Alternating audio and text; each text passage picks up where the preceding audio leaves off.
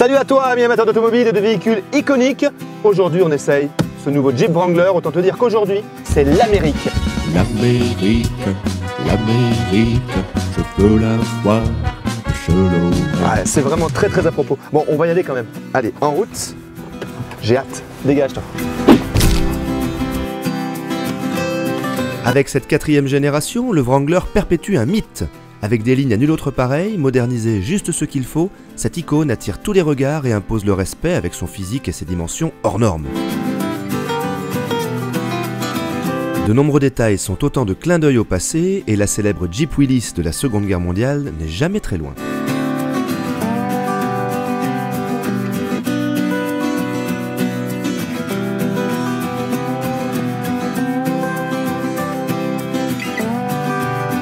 Depuis 1987, le Wrangler a marqué de son empreinte le paysage automobile et culturel mondial grâce notamment à ce physique intemporel. Et pour moi, le Wrangler, c'est avant tout MacGyver. MacGyver? Oh, ça c'est une idée. Mon grand-père disait toujours « Essayer des voitures, ça n'est pas une sinécure. » Ça peut être risqué. Très risqué même. Il faut savoir faire preuve de patience, de professionnalisme et bien souvent d'improvisation.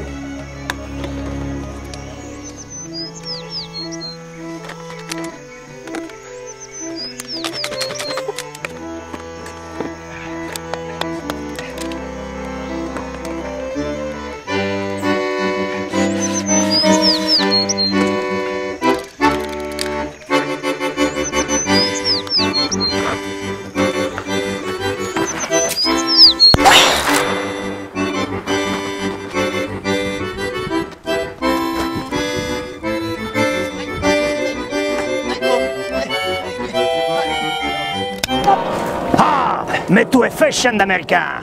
Tu pensais récupérer le Jeep Wrangler que nous vous avons subtilisé sans la moindre difficulté. Effectivement, la Fondation Phoenix m'envoie récupérer ce véhicule. Elle est la propriété du gouvernement américain. L'Amérique, je peux la voir, je l'aurai. L'Amérique. Je suis pas violent d'habitude.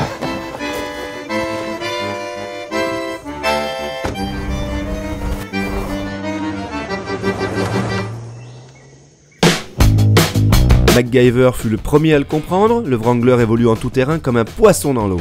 On peut lui faire subir tous les outrages, elle encaisse tout et en redemande.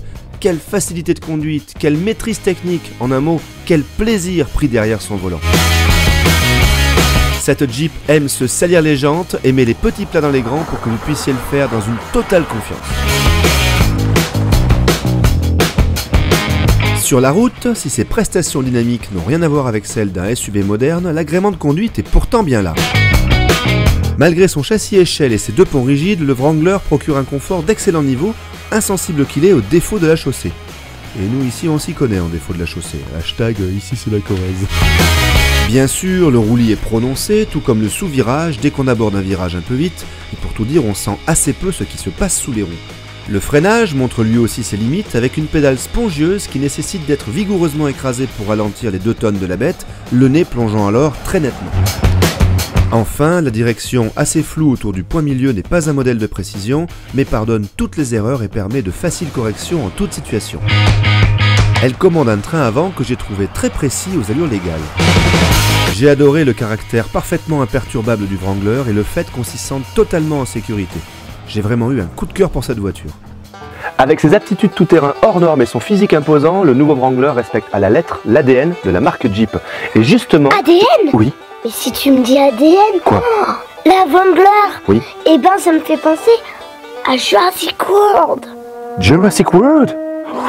Ça, c'est une idée.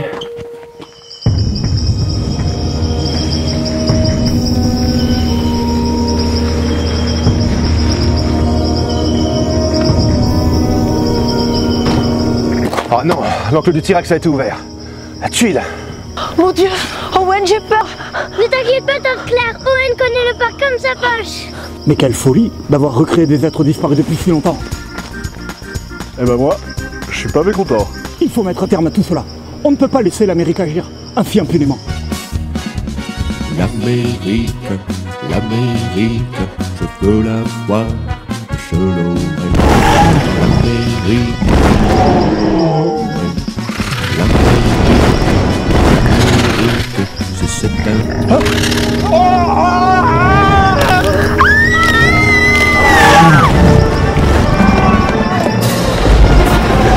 Fonce, Owen, fonce. Allons là-haut, mais sur la colline. Oh mon Dieu, Jonathan s'est fait bouffer par un T-Rex.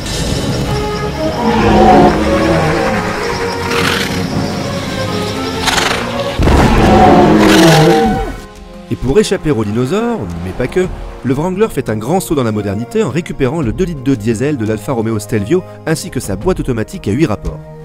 Celle-ci offre une douceur de fonctionnement remarquable tandis que l'étagement et la gestion de passage des 8 vitesses n'appellent que des éloges. Avec les 200 chevaux volontaires et plutôt dynamiques de son bloc multijet, l'aspect mécanique est une vraie réussite. Bien élevé et silencieux à vitesse stabilisée, je ne lui reprocherai finalement que son caractère trop sonore mais pas vibrant à l'accélération. Avec son physique cubique, le Wrangler brasse beaucoup d'air, mais vos oreilles ne se plaindront d'aucun sifflement. Malgré un CX en baisse, les consommations peuvent s'envoler facilement, mais peuvent aussi rester étonnamment basses à vitesse stabilisée. Terminons avec la vie à bord, pour louer la très bonne habitabilité générale, l'excellent confort des sièges, chauffant de surcroît tout comme le volant, et un équipement complet et moderne. Ah oui, n'attendez pas du Wrangler qu'il succombe aux sirènes de la conduite autonome, des assistances en tout genre ou des gadgets high-tech, non.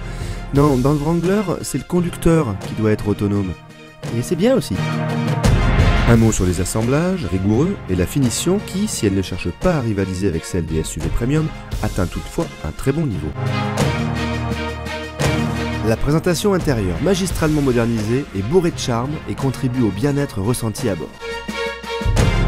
Comme toute américaine qui se respecte, le système audio est énorme. J'ai fait un petit test en mettant France Bleu Limousin à fond. Ouh, ça dépotait.